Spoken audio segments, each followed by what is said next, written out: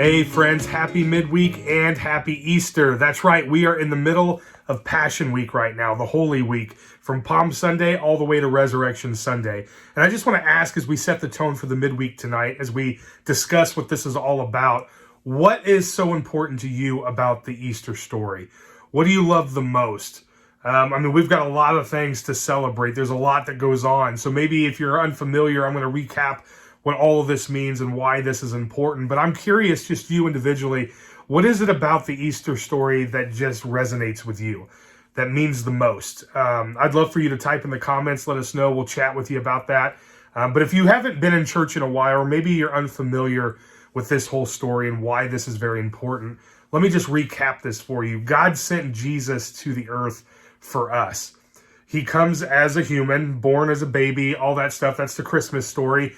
And then his whole life, his mission, is to go to the cross. Now, a lot of people think, and they get this idea wrong, that Jesus was executed on the cross. And yes, although he did die there, Jesus surrenders himself. No one could ever take his life. He's God in the flesh, for crying out loud. And so Jesus surrenders his life. He goes into Hades, if you will, takes the keys back from Satan. That's Revelation 1, 17 and 18. And he takes the keys of life back, the keys to death, and he takes them back. And then he resurrects from the grave, which is why Sunday is most important. And so if we didn't have this resurrection story, everything you and I believe in would be for nothing. It would all be meaningless, because there have been countless people who have said that they have the power to raise themselves from the dead. But guess what?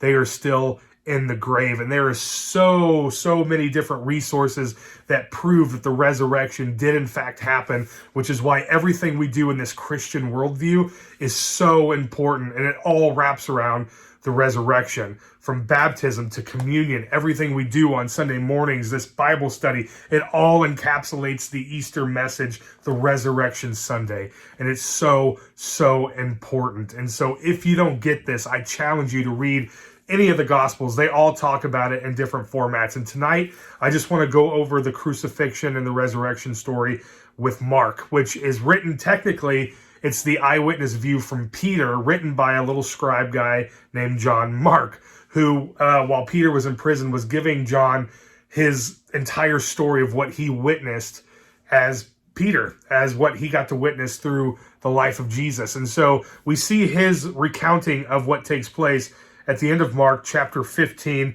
And I want to start with verse, let's start with verse 21. And we're just going to read through this and talk about it tonight for our midweek. It says this: "And they compelled a passerby, Simon of Cyrene, who was coming in from the country, the father of Alexander and Rufus, to carry his cross." Okay, so let's pause there for a moment. So to set the scene of what's going on, Jesus has already been through his trials. There was actually 6 trials, not 3.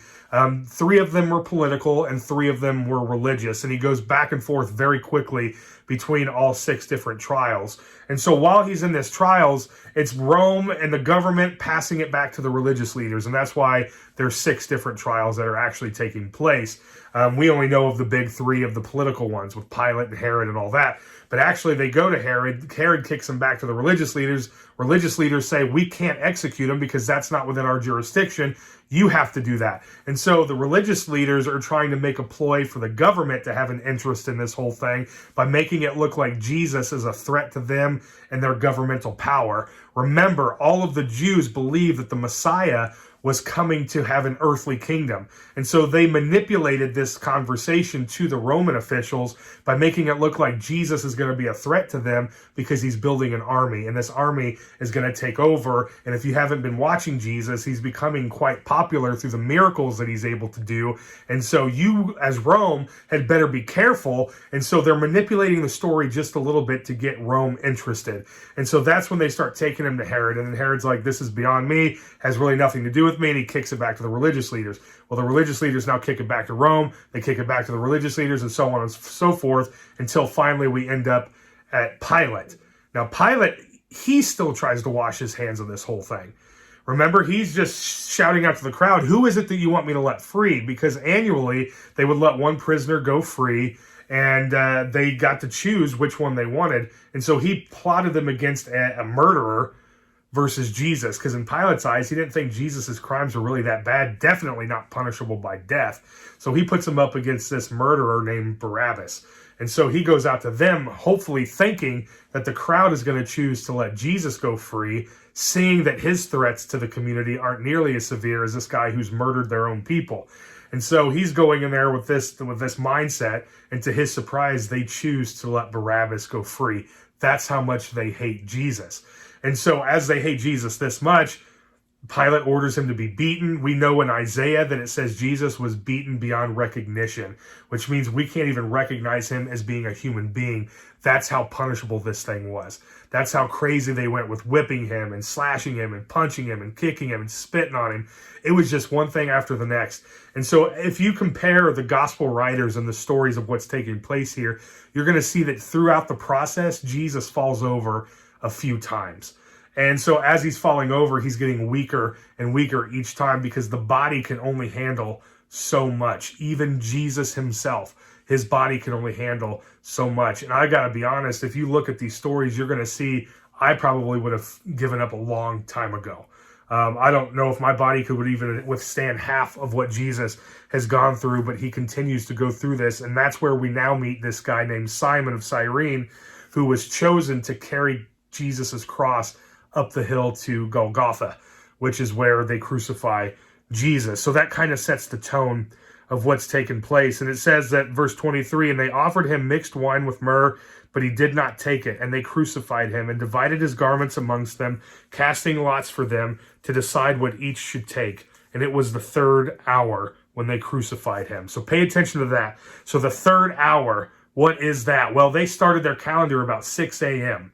And so usually when the sun went up, that's when they caught it. So the first hour would have been 6 a.m. Or I'm sorry, the 0 hour would have been 6 a.m. And so this is about 9 in the morning that Jesus was actually nailed to the cross. I want you to hang on to that. Now fast forward to verse 33 and we're going to see the rest of what's taken place here. So now when the 6th hour had come, so are you with me? So if we know that he was crucified on the 3rd hour, that's about 9 in the morning, and now it's saying it's about the 6th hour, so 12 o'clock in the afternoon had come. There was now darkness over the whole land until the 9th hour. So we're talking the 9th hour is now 3 p.m. So Jesus, this is what's so fascinating about Mark's recounting, or Peter's recounting of what's taking place here, is that we get to see the timetable. So about 9 o'clock in the morning, Jesus goes to the cross, right?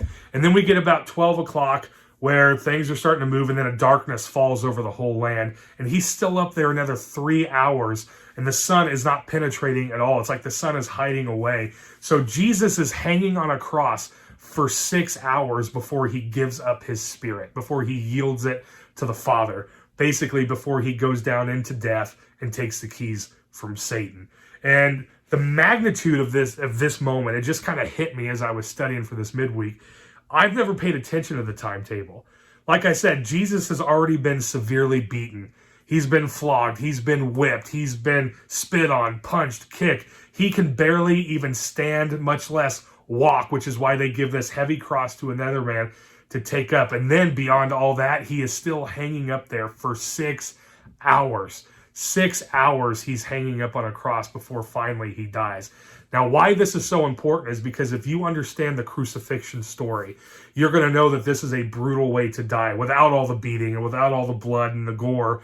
This is just a crucial and a terrible, terrible way to go. And so how they did this was that once they nailed your feet to the ground or to the cross, they would then take your arms and separate them as far as they possibly could before your arm popped out of socket. I know that's graphic, but I need to give you the details so you understand what Jesus has done for you and I.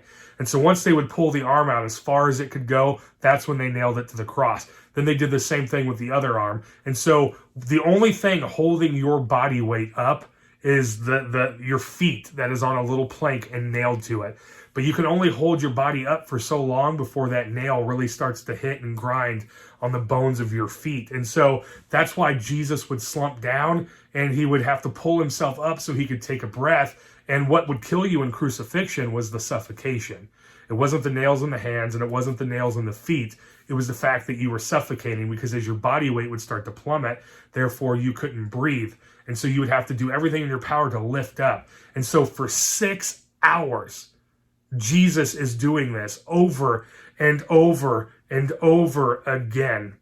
And it makes the Good Friday mean something completely different to me, just knowing how hard he was sitting there fighting to get these guys to understand who he was, breathing every breath he could to make another statement by saying, God, forgive them. Father, forgive them, for they know not what they do. Not once do we see Jesus on the cross saying, I take it all back. Not once do we see Jesus say on the cross, I regret what I've done. I regret this decision. Not once do we see him complain about it, but his whole entire heart, his whole message is about forgiveness and forgiving the enemy who is right there, who is putting him up there, you and I. And Jesus in his last breath says, Father, forgive them, for they know not what they do. This makes Friday mean something completely different when we start to understand the timetable. And for 6 straight hours, Jesus was fighting every breath just so you and I knew how much he loved us. And every gospel writer continues to hit with this, but then Jesus dies and he goes to the grave, and then guess what? Sunday comes. And as the stone is rolled away and Jesus is resurrected, and he goes to meet with the very same people who have walked with him for the last 3.5 years, witnessing the testimony of Jesus Christ being God himself. And that's why the Bible, is so important, because it all talks about him and his life. And that's why, friends, the resurrection story is so impactful.